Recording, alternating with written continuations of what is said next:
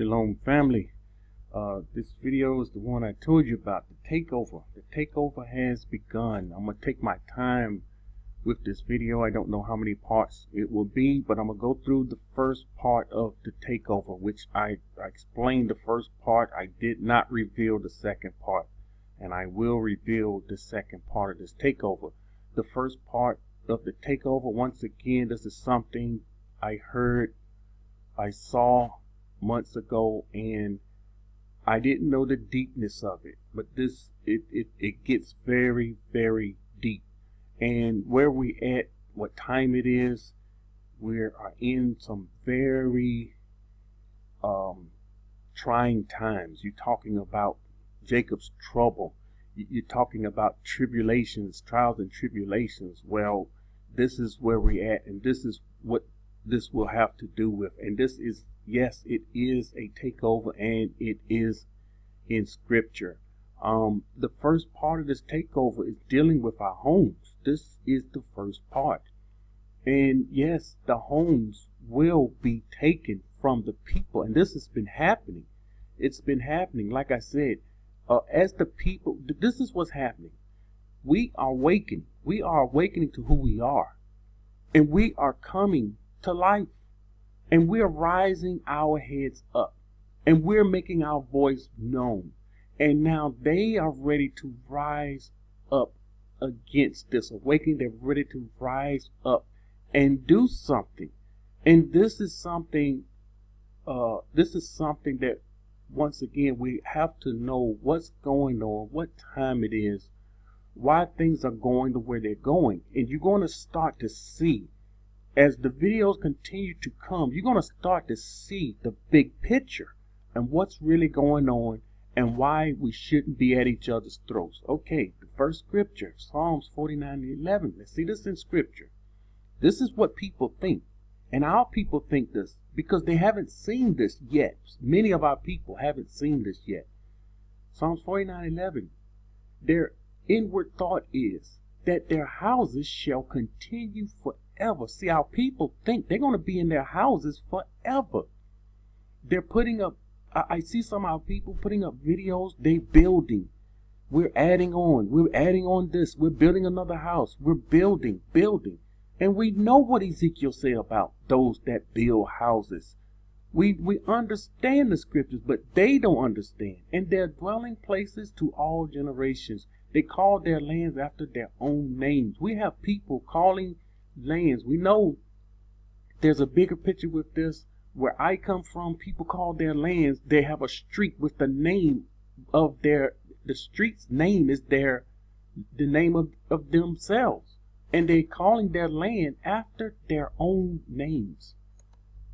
Isaiah 5:9.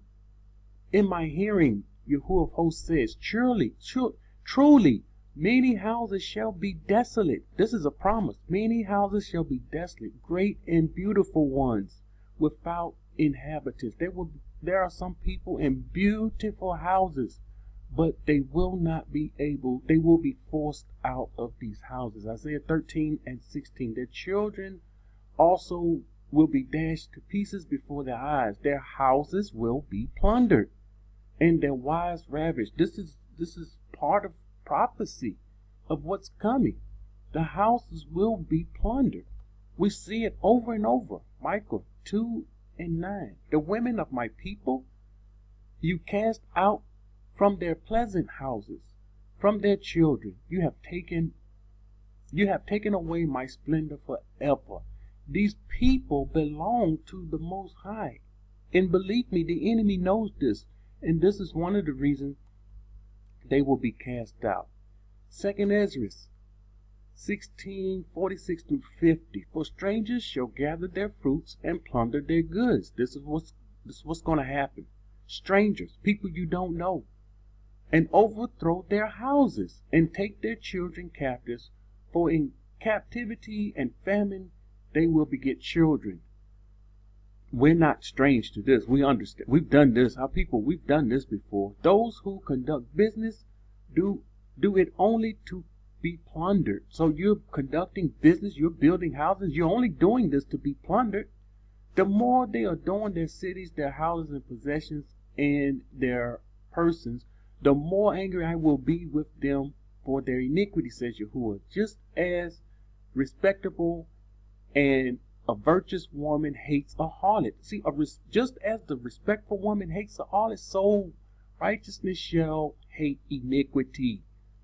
And this is another, this is something else. We should hate iniquity. When she decks herself out and shall accuse her to her face, when he comes, who will defend him, who searches out every sin on earth. This is, once again, it says, therefore do not be like her in her works. We should not be like the ones that commit iniquities. Okay, this is 2nd Ezra again, and this is 66, 2nd Ezra 16, 66 through 72. It says, what will you do, or how will you hide your iniquity from Yahuwah and his messengers? How can we hide our iniquities from him? Behold, Yahuwah is the judge. Fear him. Cease from your iniquity and forget your iniquities. He's saying, cease, stop your iniquities and forget your iniquities. Why? Never to commit them again, so that you will stop. So Yahuwah will lead you forth and deliver you from all tribulations. Once we do this and we do what he says, remember, he will deliver us from the tribulations to come. For behold, the burning wrath of a great multitude is kindled over you, and they shall carry off some of you, and shall feed you what you sacrifice to idols. You see this? In these strange lands, they will feed us these things that's offered to idols, and we eat them. And the more we do this, the more Yahuwah is angry with us. And those who consent to eat shall be held in derision and contempt, and be trodden underfoot. It says, for in many places and neighboring cities there shall be a great insurrection against those who fear Yahuwah. You fear Yahuwah, you try to keep his commandment. When you outside of his land, outside the borders, remember there will be no protection. There's going to be a great insurrection against those who try to keep his commandments. It says, they shall be like madmen, sparing none, but plundering and destroying those who continue to fear Yahuwah. For they shall destroy and plunder their goods and drive them out of their houses. Here they are, driving the people out of their houses. Now, let's go into this. Gentrification. Let's go into the first part of this. People being kicked out of their homes all across America. It says gentrification is sweeping through America. Here the people fighting back. Now these are people, yes, they are fighting back, but this is a battle that's not this is not how we should fight the battle. They don't know what the scripture says. But if you look through here, they have a campaign going on. Her shirt says stand together, stop displacement. And they're trying to stop the process of being forced out of their homes. Most powerful tool. And here's an older, the scripture says they will have no regards for the elderly or the young. None. They have no regard. Why? The enemy care less even about an elderly person. Someone we would go out our way to help an elderly person. We don't even know them, but we treat them differently than other people. But here it is. He don't care anything about the elderly. Okay, look at this. Now this has went on before.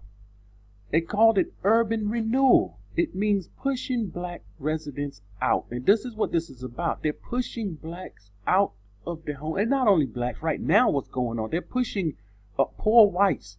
They're pushing anyone that's poor in the neighborhood with the urban residents. They're pushing you all out. They're pushing you out, and they're raising the price of the houses, and they're bringing in another group of people.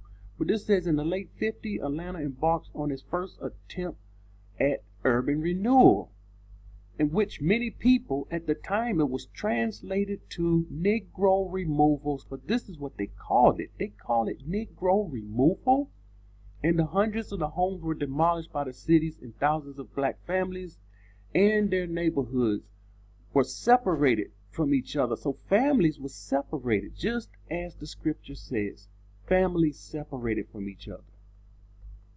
And it's showing the numbers here. Some people say, why don't they move to the country? If you move to the country, the problem is there also.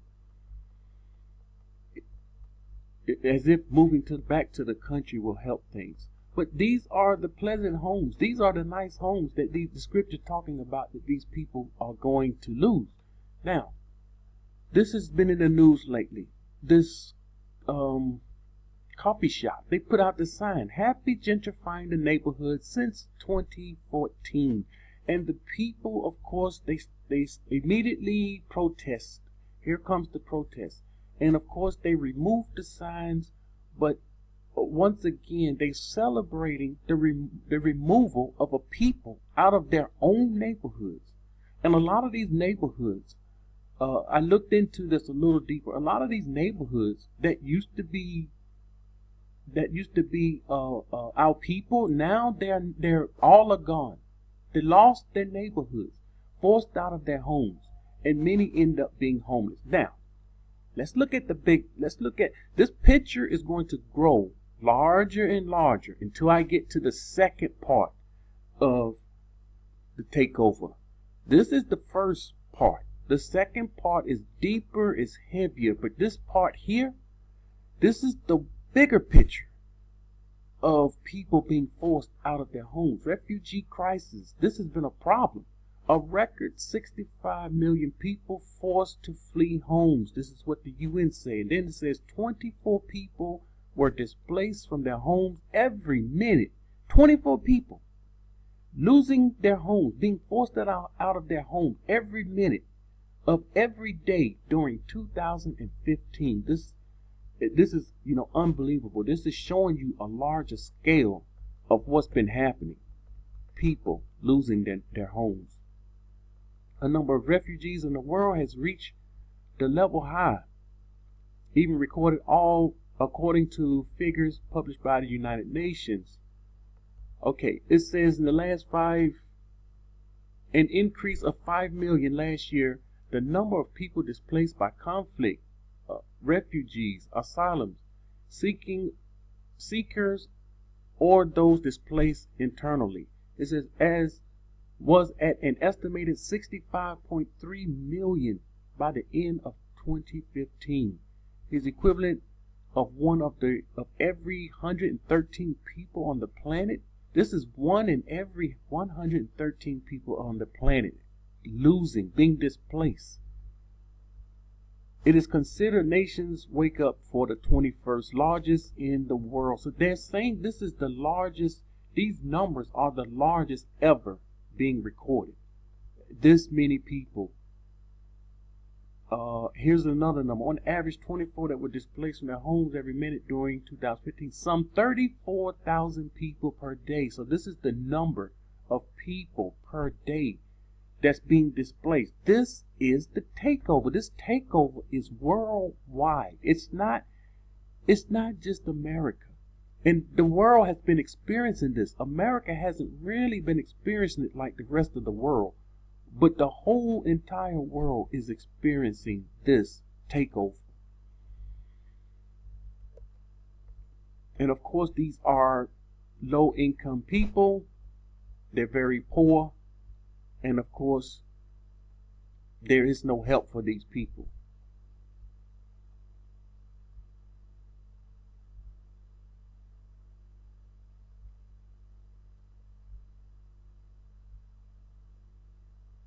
And of course, they're trying to flee from, these wars are pushing many of the people out. A lot of these wars, and they're trying to go to safer places. I've seen people from different parts, even here. And this is what's happening. This is the bigger picture. We have a problem. And our people, this is the first part of our problem. And our people are not really understanding what is happening worldwide. Why are people losing their homes? Why is this takeover happening? and it's like it's being unheard of.